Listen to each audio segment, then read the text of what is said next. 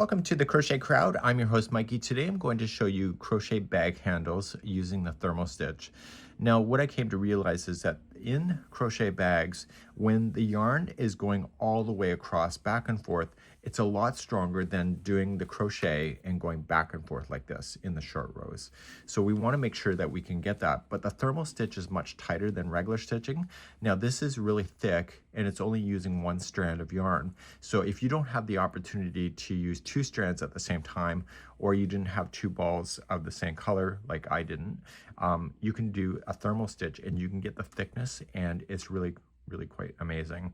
Obviously the secret is also going to be the crochet hook and being really tight with your stitches, in the sense of you want to use a smaller hook than what the yarn is recommending.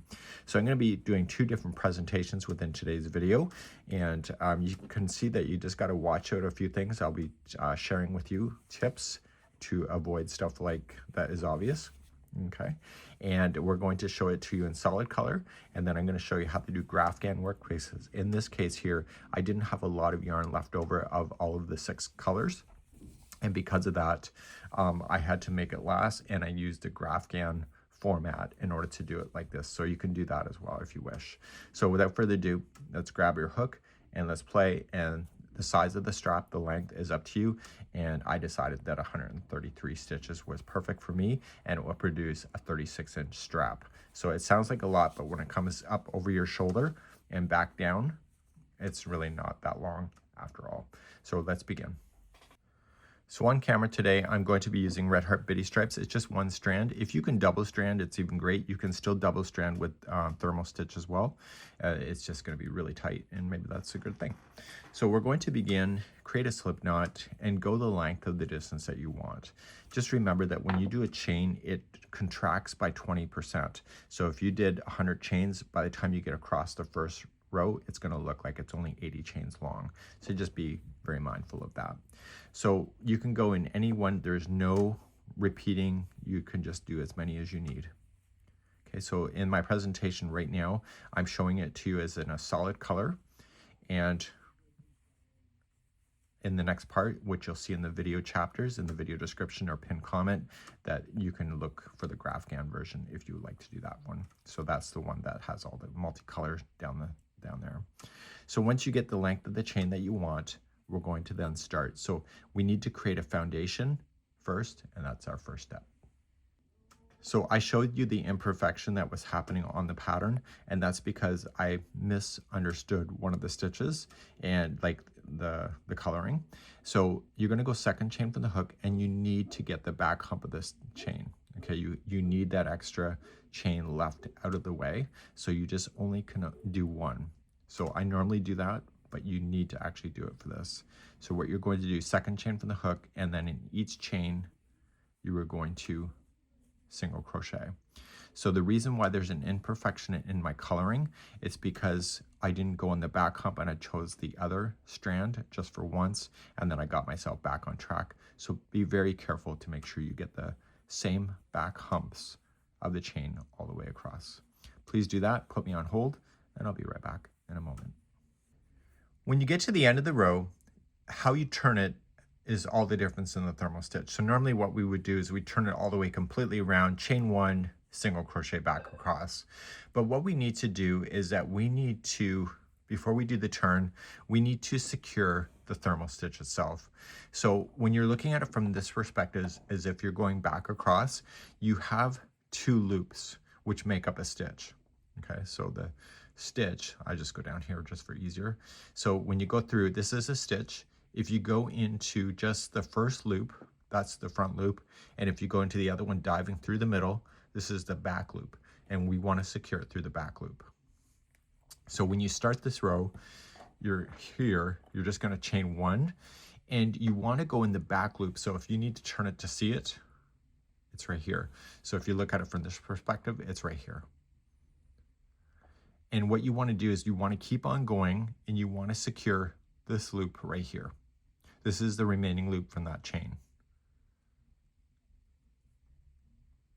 Okay, and what this is going to do, it's gonna like take a flat piece and like this, and you're going to yarn over and pull through the 2 loops, and then yarn over, pull through 2. That's a thermal stitch.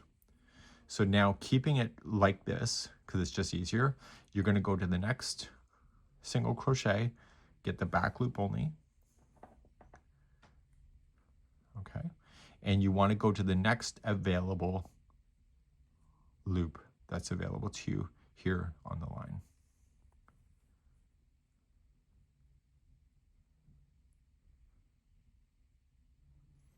So now what we want to do is we want to go to the next single crochet. So the next single crochet, okay, just look where things are coming out of. Okay, so this here is part of this one. So the next one is right here. So you're just going to go here, back loop, and then keep on going and push and get the remaining loop that's directly across. Yarn over, pull through. Yarn over, pull through 2. Okay, so then you jump to the next one right here. Back loop. Okay, pull through. And what this is doing is it's causing it to double thicken onto itself, and it's going to create a ledge that's on the front side, and we're going to deal with the ledge on the last row when we're finally all said and done. So keep on moving down, back loop, and through the beginning. Once you start doing this, it's going to start looking like it belongs together, which is fine. It's easier to grab onto. So it kind of pulls things in together. So you go to the next one. So whatever number that you had on your first row of those single crochets when you went across, it's going to be the same number even in the thermal stitch. So if you had 132 stitches in the first row, you're going to have 132 thermal stitches. So you're going to work all the way down the row, going in the back loop of the top of the row, and collect the remaining loop on the beginning chain. Okay, so just put me on pause, and I'll see you at the end of the row in a moment. So I'm getting closer to the end of the row. And you want to do the thermal stitch right to that last stitch. So the last stitch is nothing different. It's not something special. It's a thermal right to the very end. So back loop of the last one and collect the very last loop that's available to you. Okay, and now what we're going to do is that was row number 2. So for the rainbow bag that I did, there's only 6 rows before the last row, and on the American looking bag that I did, there's 7 rows. Okay, so there's a little bit of a difference. So what we're going to do is just turn your work, and you're going to chain 1 first. So you can turn it, but it's harder to see. So you just chain 1, and you're just going to go into the back loop of the first one, and then you're going to get the remaining loop that's here. And so this was the front loop that you weren't touching in the last row. And you go directly across, pull through the 2, and so on. So it gets much easier from this point forward. So back loop, and see, if you just keep it like this, it's so much easier to see than it is to keep it away from you and trying to look for it. So just keep it flat. And so this is going to create another lip, and that lip is then being used in the next row. So this is row number 3. You're going to go all the way down the row, just like this, and I'll see you at the end of the row in a moment. I'm coming to the end of the row, and I'm going to thermal all the way to the end. Okay, you're just going to pull and pull. This is second last one, and the last one is still there, so it's the back loop here. Okay, and you just got to look for where it belongs. And so then you end up with another lip, and the other side looks like this. So it looks like the bag that I showed you. So that was row number 3. So to start another row, you just chain up 1 and start thermal stitching all the way through. So what I'm going to do is that I'm going to get 6 rows complete altogether, and then I'm going to show you how to do the last row, because the last row we want to get rid of this lip so it's not appearing on a bag handle, and I'll be right back in a moment. So I now have a total of 6 rows complete, And now if I just end this, I'm going to end up with a lip that will appear on the handle, and I want to get rid of that. So how I'm going to get rid of that, on the last row, you're going to then switch your concept to doing it in a different way, where you're going to use the regular stitch and also capture the last lip piece here to seal it, to make it look like the beginning. And how you're going to do that is that you're going to yarn over and you're going to go through the regular stitch instead, and you're going to carry it through and grab this remaining lip. So you're doing a thermal stitch but grabbing both loops. You won't be able to do a thermal stitch after you do this row, because the lip will be missing, because you're not going to create it, and you're just going to single crochet using all 3 of those loops.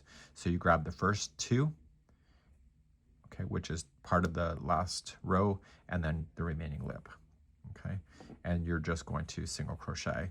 And what this is doing, it's bringing it all together to sandwich the pieces together like that. And so on the rainbow bag, we had a total of 7 rows of thermal stitch, and then the last row, which is this. And then on the America bag, there were 7 rows of thermal stitch, and then the last row looks like this. So you can decide to do that. But in the next part of this tutorial, what we're going to do is that I'm going to show you how to do it in Graphghan format. And in Graphghan format, where there's strategy with color, and I will be demonstrating that next. So on the very last one, just coming on in, just grab the last lip piece and so forth. And therefore you can just seal off or fasten off now, and you got a strong bag handle. So regardless if it's done in Graphghan format or whether it's done in a solid just like this, it's good to go, and it's a strong bag. And so you can just tell by the thickness that I was only using 1 strand, but it appears that I've done 2 because of the thermal stitch. Let's move on now, and I'm going to show you Graphghan format next. So now in the tutorial, we're going to move to doing the rainbow. So in a rainbow, there's 6 colors. There's red, orange, yellow, green, blue, and purple. And because of this, I wanted the colors to go 36 inches in distance with the F size 4mm crochet hook using Super Saver, so Red Heart Super Saver. So each one of these colors is 22 stitches across. So in order to make this more effective, we want to do a first row of a solid color that we can get it established, and then the next few rows are going to be the fun color, and then we're going to come back and finish off with the same color here. So it kind of sandwiches everything together. Okay, it's harder to start a chain of just a solid like of 1 color and then change to another color in the chain. It's better if the first row is actually a solid color. We're going to begin this process next. I'm going to show you a smaller swatch. I'm going to show you how to change the yarns, and I'll show you how to make the rainbow version next. So let's begin and do the rainbow version. The rainbow doesn't have to be a rainbow, it can be any colors that you wish. Just make sure that every color has its own ball that you're playing with, and we're going to do it like Graphghan.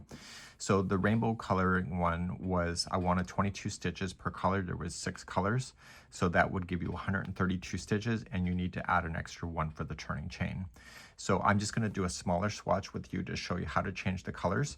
But if you want to start, just choose the solid color that you want to go all the way across on your bag with, and you can chain 133 stitches if you would like to, and just do that. And in my case, I'm just going to do a smaller swatch. So chain 133 to begin, and I'll be right back in a moment. So my little swatch, I'm going to have 3 different colors, 1, 2, and 3. And once you have the length of the chain that you want, you can do any length that you want as long as it works out number-wise as far as the colors that you want to use. I'm using 6 different colors, but you can use 5. You decide what works for you. So you're going to go second chain from the hook, so just get here and here. We are going to do the thermal stitch after the first row, so we want to make sure that we're only grabbing 1 loop, and so it'll be the back loop of the chain. So it's like we just did before, so back loop of the chain, single crochet all the way to the beginning, and I'll be right back in a moment. So I'm coming all the way across the row, and we're going to keep this color on for 1 more row before we go. So we just go to your last chain. There is no stitch multiples for this kind of stitch. It's just a matter of just going right to the end. So what we're going to do is start the thermal stitch for row number 2, and we're going to keep this color. Now usually in crochet we can turn our projects around, and then we chain up one and we single crochet across. But what I want you to do from this perspective for the thermal stitch, it's easier to keep it flat in front of you, just like this. So you still want to use the back loop. So let me just take this out. So in the stitch work, if you go through 2 loops, that's a stitch. You go in the loop that's closest towards you. This is the front loop. And if you dive into the middle and like this, this is the back loop. So it's going to be the back loop that you're going to be playing with, but from the perspective of what we're going to do, it's going to be the one that's closest to here. It's still the back loop if you turn it like this. So to start your row coming backward towards you, you're going to chain 1, and you're going to go into the back loop of the first one that you come out of. So if you had it like that, it's the back loop, but it's easier to keep it like this. So go across, and you want to capture the remaining loop that was on the beginning chain. So you're going into those 2. And this is going to cause it, so it's flat, and it's going to cause it to squeeze onto itself. So you're going to pull through the 2 and then pull through 2 to finish.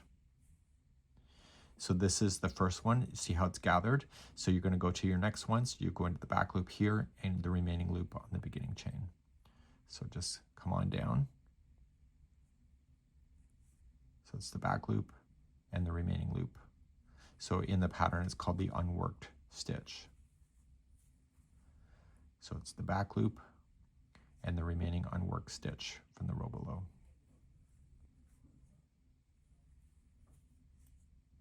And so you're just going to do the thermal stitch all the way to the end of the row. And at the end of the row, what we want to do is turn our work and begin then the color work after that. And I'll be right back. I'm getting close to the end of the row. You're noticing that there's a lip. This lip here we're going to be using in the future because that's going to be the one of the unworked stitch to create the thermal stitch. So as you're coming right to the end, you're just going to thermal right into the very end. And in this case, because we're doing Graphghan work going forward, we're going to be getting rid of this color. And we need to get all of the balls ready for the next pass as we begin. So we're going to go right to the end.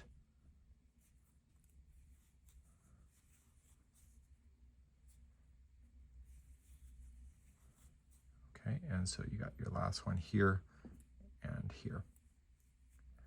So we're going to get rid of this color. So you can just leave the longer tail now so that you understand where you are in the pattern.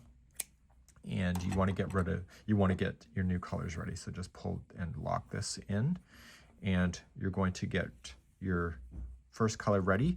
And then as we do so many stitches, we're going to get the next ball and so on. So by the end of this particular sample that I have, I'll have 3 balls in play. But if you are doing the rainbow like the way that I suggested, then it'll be 6 balls. So choose whatever colors that you'd like to. I'm just using scrap yarn that's on my table.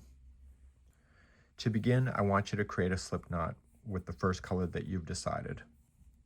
So this is Graphghan concept.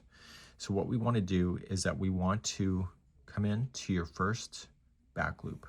Okay, so if you're looking at it from this perspective, it's the back loop, but if you leave it like this, there's the back loop. I want you to attach it. So with the slip stitch, chain 1, and in the same back loop, you want to start your thermal stitch. And so you are going to count the number of stitches. So you're going to use the back loop, that same stitch you had connected to.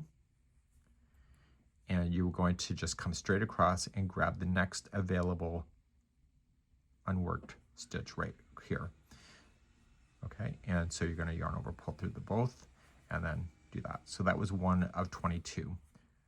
Okay, so now that you've done that, just put the straggler out of the way. We can deal with that later. And then just move to your next one, back loop, and the remaining loop. It's just straight across. So that was 2 and 3. And if you are going to do the exact same thing that I'm going to do, you can go to any number that you want to, but I am going to go to 21 because the 22nd we have to do something special to get ready for the next color, and I'll see you there in a moment. I'm just going to leave this little tip here now. When you are going to change over the yarns, you want to keep the sequential. I don't think I explained that very well. So what I'm about to do, I want to move this yarn in front first that I've been playing with before picking up the second one. If I pick up the second one first and then move the working yarn behind, what it does is it creates an uneven look on the other side. So you want to be consistent that you are going to grab the yarn in order. So as soon as you're done, see how it's behind this? You want to keep it out of the way so that it comes straight across your work without interfering with this color. Okay, and then you can just pull through that. So it's technically right in between, and it gives you a much cleaner look on the other side of the work. Currently, I'm at 21 out of 22. The top of the stitch right here, the loop, is the top of the next stitch, this loop. So what we have to do is on the 22nd one, where we're ready to switch over, we have to make sure that the top of the roof is the correct color. So you're going to begin, and you were going to thermal stitch your 22nd one, or whatever one you're willing to change the color on, and you're going to do your thermal stitch, and you're going to pull through the 2 and hold. So you don't want to finish with this color because you want the roof of the next stitch to be the next color. Do not create a slip knot, just create a loop and put it onto your hook and pull through the final 2. So this will be the roof of the next color, just like you see. Before you can move on, this will not work if the last color is not pulled towards you. Okay, so pull the straggler towards you as well. So pull those towards you, because when you turn the work, you want the straggler to be on the back of the work. So it has to be pulled forward as you're now moving to your next color, so it will be on the back. If you leave it on the front side, or sorry, if you leave it on the back now and you turn it around, it'll be on the front of your work and it won't work. So make sure you pull that forward. So now you're going to do the next 22 stitches with this color. Okay, so you're not going to bury anything. You're going to use a tapestry needle to get rid of any those stragglers that you will have, and you're going to do 21 of this color, and then the 22nd we are going to get ready for the final change that I'm showing in today's demonstration. But if you are doing the rainbow version, you just keep doing the same concept going across all the way through, and I'll be right back in a moment. So I'm ready for the next color change. So I have 21, so 22 is going to go in, yarn over, pull through, and don't finish that stitch, and get your new one, new yarn up. Make sure it's not tangled with anything, and put this yarn in front of you. You can do that now before you put that other yarn on if you want to. It's up to you. And just create a loop and just pull through the final 2. So in my case, this is the final color leading to the end, so I don't need to count the stitches because it should be proper. But if you were doing the rainbow, another 22 stitches and then color change 22 and so on. So put the straggler also in front of you right now and keep moving now and do your next set for this color. So on the edges, this color then goes there and then starts to come back and then changes over and then so on down the row. So you're going to continue the same concept going all the way across. If it's loose like this, just pull your straggler a little tighter, and we're going to show you how to weave those in later. So just continue to do this concept all the way to the end, and in my case, this is the end of the line with this color with me, and I'll be right back at the end of this in a moment. So I'm coming out to the end of the line, and eventually you will as well. And the trick is that when you turn this project, all those new yarn that you added has to be on the back of the project to be able to work. If you left it on the back and when you turned it, it's on the front, I'm sorry that you're going to have to rip out and redo your work to get it to be proper. So you're going to thermal stitch right to the very end, and then you can get ready for the next row. Okay, and I'll be right back. So you're going to get your project ready.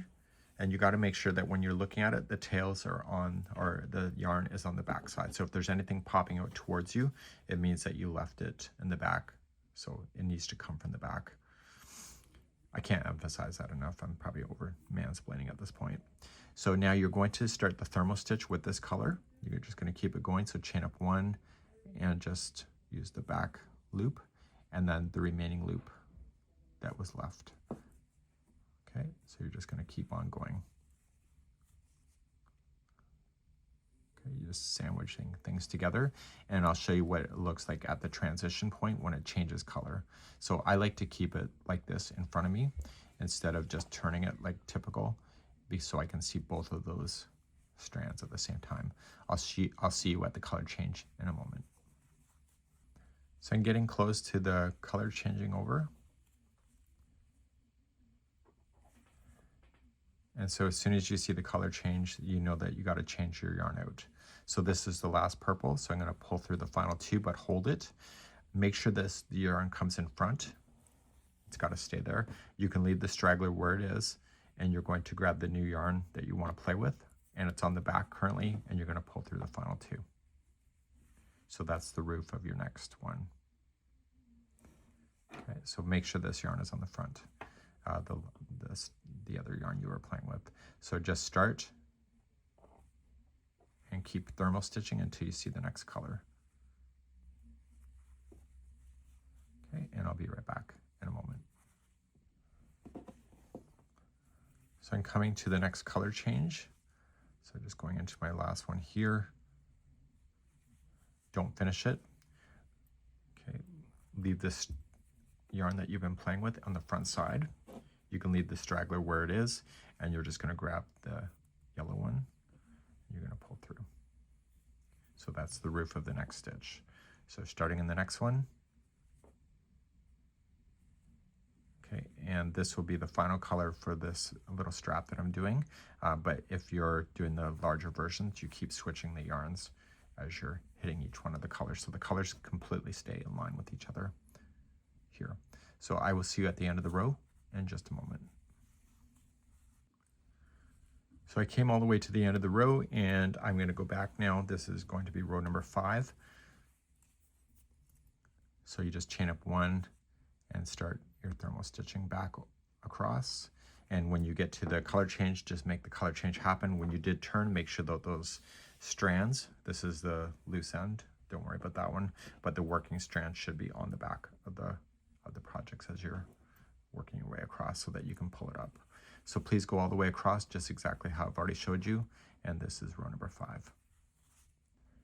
I'm at the end of the row again, and row number 6, we're going to keep the colors one more time. And again, if you want to continue to do more thicker, you can, but with the bag that I designed in the craft kit, you're going to run out of yarn if you do any thicker of a band. So I was very conscious to make sure that we don't run out of yarn on that. So you can decide what works for you. So chaining up 1 and thermal stitching and changing your colors as you hit them. Make sure when you did turn the project is that the yarn was on the back, ready to be used again as we continue our journey. So please do this last row, number 6, and then I'm going to show you the very last row of bringing it all together with bringing back the regular color that we started with at the very beginning. I'll be right back. Just a little tip, because I know that I'm not going to be using this color any longer, I'm just going to create a longer tail, and I'm going to have to weave that in later. So as you're passing by on this last row of doing the coloring, you can cut those, and especially if they're tangled with each other, just allows it to be more flexible for you. So you can get rid of those, and I will show you how to weave them in at the end. I would weave everything at the end of the strap and not just do it individually. Okay, I'll see you at the end of the row. So I'm at the end of the row then with doing the color changing. Again, if you want to keep the colors going, it's up to you. Just for my design, you're not able to because you'll run out of yarn. So you're going to then just lock it. And so what's happening now is that if you end the bag now, you're going to have a lip that always will appear. So what we want to do is on the last row, we want to get rid of this lip, but also make this look very similar to the very beginning. Now, I was a lot more consistent with my stitching, you know, versus the other sample I showed you. The other sample, see how I kind of did a misstep here. So I'm very conscious of that. Sometimes it takes practice, but actually just understanding the stitch work can be all the difference. So what I want to do is get ready and do my last row, and it's done differently than what we've been doing in the past. So in the last row, we want to create the new yarn. So create a slip knot, and you are going to come into your first back loop and attach with the slip knot, or slip stitch, sorry. So just coming on in.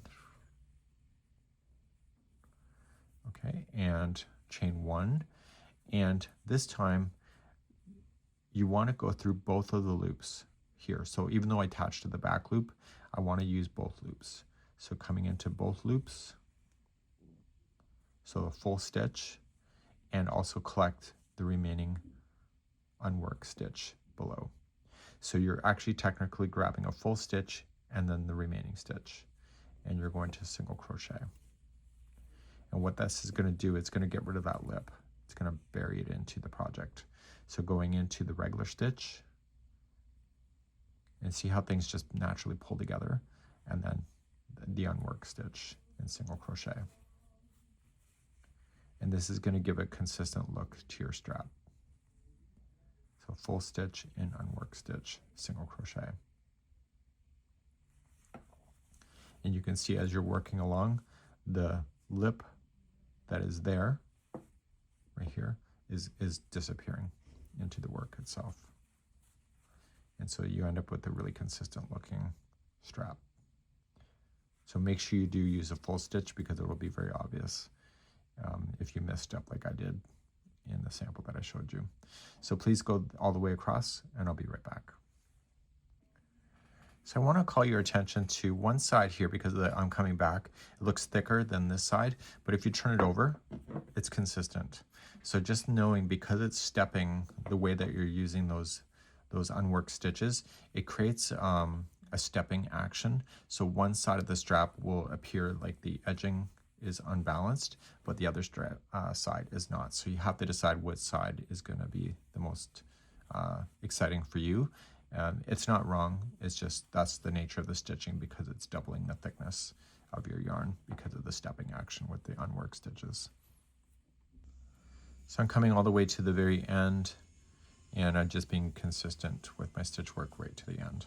So now I'm going to show you two ways to be able to weave in your ends, because you're going to have to deal with the ones that are partially down the strap as well as the ones on the end. So I'll show you the ones on the end first, and then I'll show you how to deal with the ones that are in the center, and you want to be very consistent about this as well. So I'm going to say that this is the wrong side because of the inconsistency of the edging, and I'm going to make this side as my dominant side. It's the good side, so I would wear this over my shoulder so people can see it and put this on the underside. So you have to decide what's going to work for you at this point so you can know what side to favor. Pull through a loop, and let's begin showing you how to weave in the ends. Because of the Graphghan work, you're going to have a lot more tails than normal, and so you're just going to take your strand and put it through a tapestry needle. Do not weave it through with a crochet hook because it'll come out.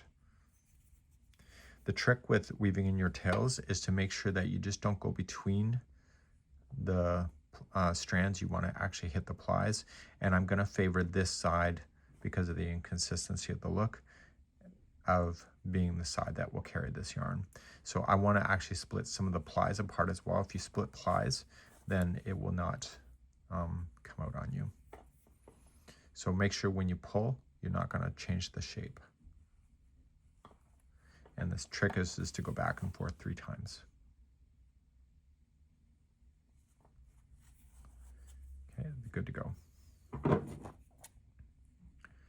So now let me show you one of those that are in the center here. Okay. And I want to just be consistent with the tension. Okay, and I'm just going to go, and I'm just going to just lightly go underneath. I do not want to go to the other side, so I should not see this on the other side because that's the good side. Okay, so I'm going to pull through.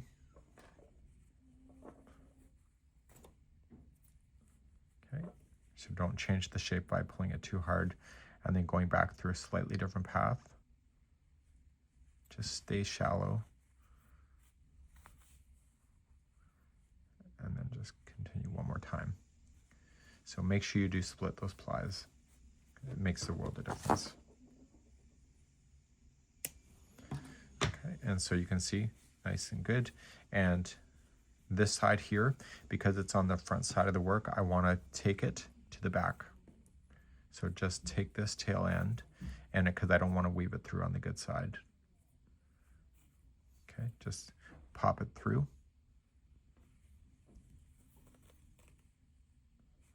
Okay, and then just use the back side here to weave in your ends just like you just did. 1,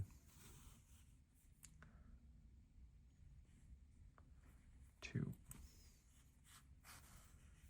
and 3.